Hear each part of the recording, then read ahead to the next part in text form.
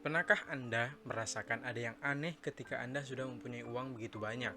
Mengatur keuangan yang tertata dengan baik, ikut seminar keuangan, dan Anda sudah merasa bahwa Anda melakukannya dengan baik. Tetapi Anda merasa tidak bahagia, merasa selalu ada yang kurang.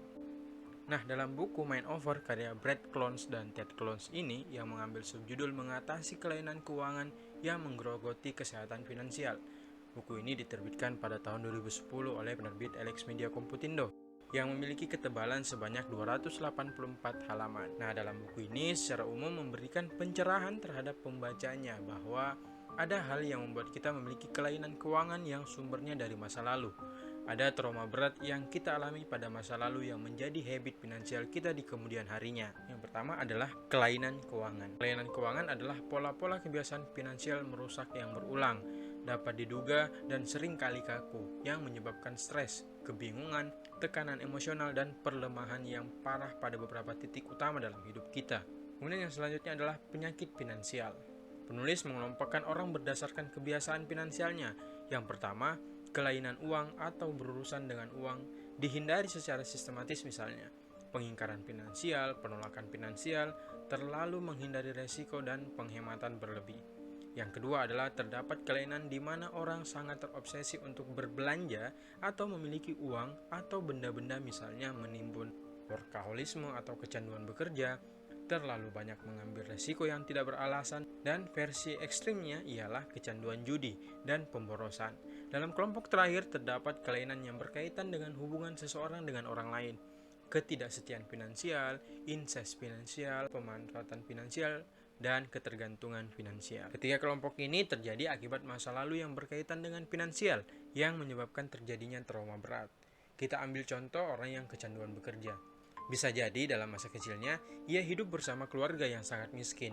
Ia selalu mendengarkan orang tuanya bertengkar tentang uang, sampai pada suatu kondisi di mana ia berkesimpulan uanglah yang menjadi permasalahan dalam keluarganya. Sehingga trauma itu terbawa sampai ia besar dan itu bisa menjadi penyebab salah satu ia kecanduan bekerja. Atau contoh lain, anak yang selalu hidup berkecukupan, semua yang ia inginkan langsung terpenuhi pada saat itu juga. Tetapi pada satu kondisi di mana keluarganya bangkrut dan jatuh miskin, utang di mana-mana sehingga pertengkaran orang tua tidak dapat dihindarkan lagi. Sang anak pun juga merasa terpuruk karena ia tidak bisa menginginkan apa yang ia mau. Kehidupannya 100% berubah menjadi miskin, dan kejadian itu menjadi trauma yang sangat berdampak dengan kesehatan finansialnya. Bisa jadi setelah ia besar nanti, ia juga akan kecanduan bekerja demi memenuhi keinginannya. Nah, kemudian apa yang harus kita lakukan? Dalam buku Berani Tidak Disukai karya Ichiro Kishimi dan Fumitake Koga, dijelaskan dalam salah satu babnya Alfred Adler menjelaskan bahwa trauma sebenarnya tidak ada. Trauma adalah bentuk ketidakberdayaan kita melawan penderitaan yang kita hadapi, sehingga kita merasa terpuruk dan tak ingin merasakan penderitaan tersebut lagi. Padahal dalam buku Dan Adley juga dijelaskan, dalam buku Alasan Mengapa Kita Menderita, dijelaskan bahwa penderitaanlah yang membuat kita kuat untuk menyambut kebahagiaan. Karena penderitaan ditambah penderitaan ialah kebahagiaan. Kebahagiaan juga tidak diartikan sebagai kesenangan yang selalu kita terima. Dalam ceramah almarhum Kang Jalal, dijelaskan juga bahwa dunia bukanlah tempat kebahagiaan. Jikapun ada, itu hanya secuil kebahagiaan yang kita rasakan. Misalnya memiliki mobil, istri yang cantik, rumah, dan lain-lain. Kebahagiaan akhiratlah yang ingin kita capai.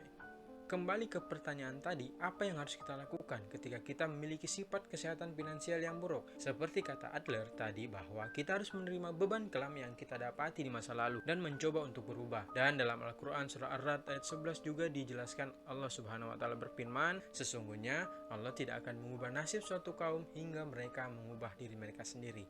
So, kesehatan finansial Anda tergantung dengan habit yang Anda lakukan setiap harinya. Terima kasih. Ada pertanyaan?